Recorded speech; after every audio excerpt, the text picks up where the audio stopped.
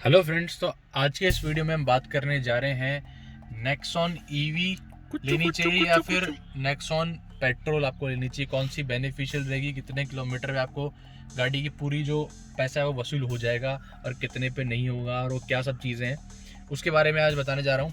इस वीडियो के अंदर सारी कैलकुलेशन होगी कि पेट्रोल में कितना खर्चा आ रहा है, ईवी में कितना खर्चा आ रहा है, वो पूरी टेक्निकल जितनी भी चीज़ें होती हैं, फ्यूल इकोनॉमी, गाड़ी की पैसे कितने ज़्यादा हैं, मेंटेनेंस क्या है क्या नहीं है, वो सबको मैं इस बार इस वीडियो के अंदर इंक्लूड करने जा रहा हूँ।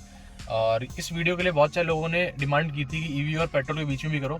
इससे पहले मैंने एक पेट्रोल और डीजल के बीच में कंपैरिजन किया था कि कौन सी आपको लेनी चाहिए और किस सिचुएशन में लेनी चाहिए, कि कितने किलोमीटर आपकी गाड़ी चलती है या नहीं चलती। उसका लिंक जो है मैं आपको डिस्क्रिप्शन में दे दूंगा। और इस वीडियो को अब कंटिन्यू करते हैं। तो अभी सबसे पहले मैं बताना चाहूँगा आपको, मेरे पास जो गाड़ी है वो है Tata Nexon XMS। New viewers जो है उनके लिए बता देता हूँ मैं। और ये पेट्रोल है।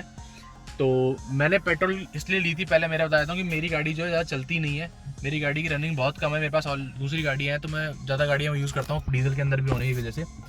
तो अगर मेरे पास में आज ऑप्शन होता कि मेरे को ईवी सेम रेट में मिल रही होती, 10 लाख रुपए में ईवी मिल रही होती, तो मैं 101% ईवी ही लेता, क्योंकि मेरी गाड़ी की रनिंग इतनी ज़्यादा नहीं है, मैं आउटर इतना चाहता नहीं हूँ। तो बाकी चीज़ आप पॉइंट्स आपको पता ही है कि ईवी से अपन ईवी रेंज कम आती है। अगर कंपैरेटिवली अपन लेते हैं पेट्रोल डीजल से, तो आप कहीं भी चार्ज नहीं कर सकते, इसको घर में चार्ज करनी पड़ेगी या सर्विस सेंटर में चार्ज करनी पड़ेगी, या जहाँ पे चार्जिंग स्टेशन वहीं पे करनी पड़ेगी। तो आप लंबे डिस्टेंस पे ट्रैवल नहीं कर सकते हो। तो वो पॉइंट्स आपको सबको पता है, पहले आपने वीडियोस में देखे होंगे खूब। अब मैं आपको बताता हूँ क्या क्या टेक्निकल टर्म्स हैं, क्या क्या चीज़ें हैं जो जिसकी वजह से किफ़ायती और क्या क्या दिक्कतें रहती हैं गाड़ी के अंदर वो। तो आओ हमारे मोबाइल में चलते हैं एक्सेल फाइल के अंदर। तो मैं थोड़ा जूम कर लेता हूँ। अभी मैंने यहाँ पे आपको दिख रहा होगा, एक सेकंड, इसको बड़ा करने का ऑप्शन है क्या अपने पास में। तो अभी मैं ना गाड़ी का टॉप मॉडल से न्यू कंपैरिजन कर रहा हूँ। तो इसके अंदर आता है अपने ईवी के अंदर XZ luxury, XZ plus luxury आता है, XZ लग्जरी दोनों में से एक आता है। पेट्रोल के अंदर XZ प्लस जो आता है, AMT सब मिला के जो सबसे टॉप मॉडल है वो मैंने डाला है इसके अंदर। ईवी की प्राइस बढ़ चुकी है, 17,36,000 की पहुंच चुकी है ईवी अभी। और पेट्रोल का टॉप मॉडल आता है वो आता है 13,14,000 रुपये का। ठीक है, तो टोटल जो प्राइस डिफरेंस हमको मिलता है वो यहाँ पे 4,22,000 का मिलता है। ठीक है, ये तो हो गया हमारा प्राइस डिफरेंस। अगर हम मानते हैं पहली कंडीशन हम ले रहे हैं, जिस कंडीशन के अंदर आपने जो गाड़ी है सिर्फ और सिर्फ कैश में ली है। कैश मतलब कि आपने पेमेंट जो है बैंक से किया है, पर आपने पूरा एक बार कर दिया, आपने कोई लोन वगैरह नहीं लिया है उस कंडीशन पे। तो मान लीजिए कि आपने टोटल गाड़ी, एक बार एग्जांपल ले रहा हूँ मैं, 10,000 किलोमीटर आपने चलाई है गाड़ी। तो 10,000 में ईवी और पेट्रोल में कितना नुकसान या फायदा रहता है बता दूँ आपको मैं। अगर आप अभी बता देता हूँ आपको पहले से मैं। ईवी को अगर आप चलाओगे गर्मियों के अंदर, एसी ऑन करोगे, तो ईवी का जो भी माइलेज एक तरीके से जो हम बोलते हैं 312 किलोमीटर, वो कम हो जाएगा, ड्रॉप हो जाएगा। ठीक है, साथ ही बताता हूँ पेट्रोल का है तो पेट्रोल का भी ड्रॉप हो जाएगा। तो पेट्रोल में मैंने अभी माइलेज जो माना है, कंपनी बताती है 17 का, 17 में मान के चल रहा हूँ, 17 से ऊपर भी देती है, ऐसी बात नहीं है। ईवी का भी मैं फिक्स 312 मान के चल रहा हूँ यहाँ पे। 10,000 किलोमीटर पे 1 रुपया पर किलोमीटर जो है ईवी माइलेज देती है 312 के हिसाब से। क्योंकि मैंने देखा था चार्जिंग स्टेशन पे 300 रुपये लगते हैं आपके, और 300 रुपये के अंदर 312 किलोमीटर या 300 किलोमीटर मान लेते, रेंज में 300 किलोमीटर चल जाती है। तो मैंने 10,000 रुपये मान लिया। ठीक है, पेट्रोल की जब कैलकुलेशन की तो 57,058 रुपये अभी बैठ रहा है। ये प्राइस है 97 रुपीज़ पर लीटर की, जो जयपुर के अंदर भी रेट चल रही है उसके अकॉर्डिंग। ठीक है, तो हमारा डिफरेंस आ रहा है 47,000 रुपये का। तो अगर आप अपनी पूरी लाइफ के अंदर, मतलब गाड़ी की लाइफ के अंदर सिर्फ 10,000 किलोमीटर चलाते हो, तो 47,000 रुपये आपका ये हो गया। 4,22,000 रुपये आपने एक्स्ट्रा दिए थे। 3,74,942 रुपये, मतलब 3,75,000 रुपये आपको ज़्यादा देने पड़े ईवी के लिए। तो आपको इस कंडीशन में ईवी नुकसानदायक हुई। आपको समझ में आएगा कि मैं किस तरीके से बताने जा रहा हूँ। तो हम सेकंड केस लेते हैं, वही कार की प्राइसिंग होगी ऊपर, और ये अपनी ईवी पेट्रोल और डिफरेंस। 50,000 किलोमीटर आपकी चलती है मान लीजिए, तो 50,000 किलोमीटर चलने पे आपकी ईवी लेगी 50,000 रुपये। अभी मेंटेनेंस की बात नहीं कर रहा हूँ, सिर्फ मैं फ्यूल इकोनॉमी जो गाड़ी की रनिंग है वही चार्ज में काउंट कर रहा हूँ। 2,85,000 का पेट्रोल आपकी नेक्सॉन पेट्रोल खा जाएगी, और 2,35,000 रुपये अपना डिफरेंस अमाउंट आ गया। ठीक है, माइनस करने पे 1,87,000 1,87,000 रुपीज़ का डिफरेंस अभी भी आ रहा है। मतलब ईवी नहीं लेना, अगर आप लेते हो तो आपको 1,87,000 एक्स्ट्रा पे करने पड़ रहे हैं 50,000 किलोमीटर चलाने के बाद भी। अब बात करते हैं अगले कंडीशन की, वो है 1,00,000 किलोमीटर। अगर आपने 1,00,000 किलोमीटर चला के गाड़ी आप पेट्रोल या ईवी में करते हो, तो 1,00,000 किलोमीटर चलाने पे हमको 1,00,000 तो हमारा हो जाता है ईवी का। 5,70,000 5,70,000 रुपये अपने हो जाते हैं। पेट्रोल के रेट जो है वो 97 की है। तो डिफरेंस जो आया अभी आप देख रहे हो कि अभी यहाँ पर 48,000 रुपये हमको किफ़ायती पड़ गई ईवी। समझ रहे हो कि अगर आपने यहाँ पे पेट्रोल ली हुई होती तो आपको 48,000 रुपये महंगी पड़ रही है ईवी से, अगर आप 1 लाख किलोमीटर चलाते हो तो इस 1 लाख की वजह से अपने को मालूम चल रहा है कि ईवी बेनिफिशियल। अगर आप 1 लाख किलोमीटर चलाओगे तो ईवी ही लो। जोश में टेम्पो टेम्पो बंद कर दिया चलो टेम्पो आ गया। अब आपको बताना चाहूँगा कि आपको वैसे पता भी होगा ईवी की जो अपने नेक्सॉन ईवी की जो वारंटी आती है वो आती है 1.6 लाख किलोमीटर की। तो मैं 1.6 लाख किलोमीटर का ही बताने जा रहा हूँ आपको कि उस टाइम पे कितना होगा। 1.6 लाख किलोमीटर 8 ईयर्स की वारंटी आती है। तो अगर 1,60,000 किलोमीटर आप चलाते हो तो 1,60,000 इसका हो गया और 9,12,000 इसका हो गया। माइनस करने पे अपना डिफरेंस ये आ रहा है और 3,30,000 रुपये आपको फ़ायदा हो रहा है अगर आप ईवी लेते हो तो।